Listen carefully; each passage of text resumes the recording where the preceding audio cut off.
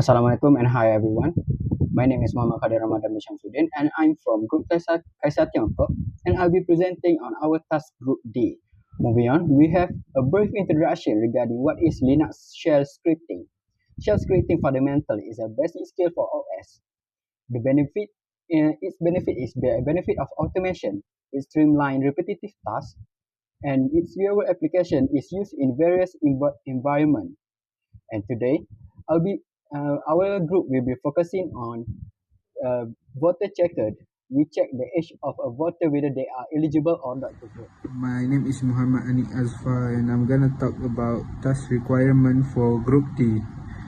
First we got script name and input, voter underscore check.sh with state input. Second we got conditional logic requirement, age verification for eligibility. Next we got loop functionality details, message verification, process steps. The script structure and documentation for voter_.sh includes several key components. First is header comments. We got script name, description, group, date and task group.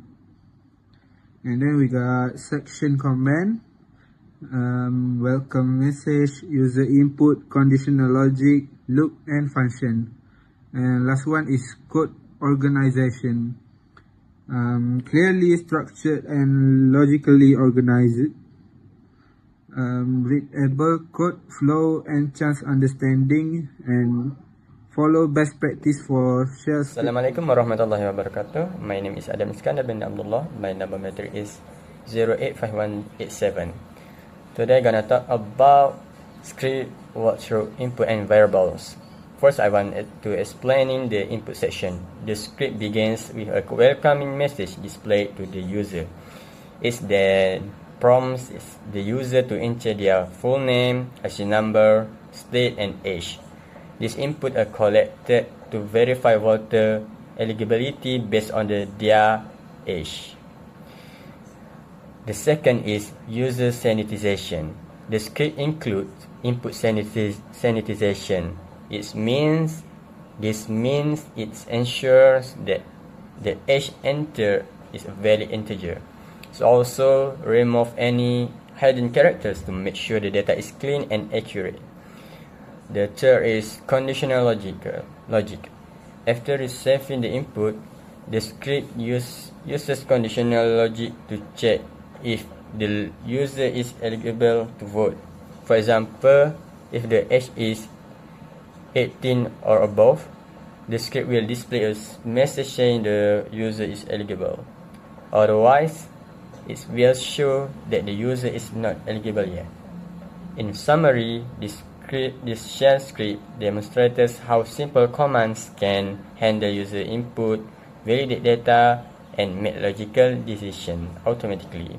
It's a practical example of how operating system concepts can be applied to real-world tasks. Okay, my name is Muhammad Afif Benordin. I will continue presentation about understanding conditional logic in shell script. Eligibility check. The script determines voter eligibility by checking if the age variable meets the minimum requirement.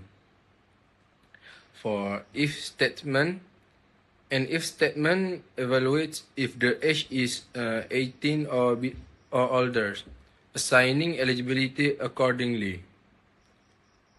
For else condition, the else condition triggers if the age is below 18, indicating the user is not eligible to vote. That's all from me. Okay, now I'm going to talk about loop functionality in voter_check.sh.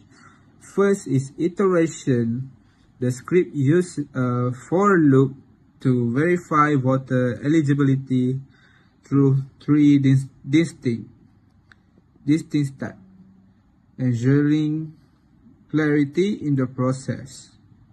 Next is delay. A sleep command is incorporated to add realistic delays between steps, enhancing user experience during the eligibility verification. And then last one we got reporting. The function print_voter_info is called at the end to output a formatted report summarizing the voter eligibility status. And next, we move on to output and result verification. We have tests on two individuals with different age to test whether it is applicable to use this voter checker. First, we have the information of Muhammad Afif bin Nordin, the age of 20, and the result shows, and the status shows that he is eligible to vote. And another is Suhaib bin Safian, age 13, and the result show that he is not eligible as he is under 18. And we also included the input handling to properly sanitize input for accuracy. Next, the result shows as expected. The script produced expected result for input tested. We also included the verification loop, and it has successfully run before displaying final outcome. Okay, this slide presents the challenge faced during the development of the voter check.sh script. The first challenge was that the nano editor was not available by default on CentOS. To overcome this issue, the VI editor was used as an alternative. The second challenge was a typo in the conditional operator, which caused errors during script execution. The mistake was identified and corrected by using VI commands.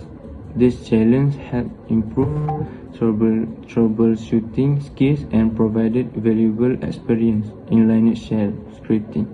Overall, all issues were successfully resolved and the script functioned as expected. Okay, that's all from us. Thank you.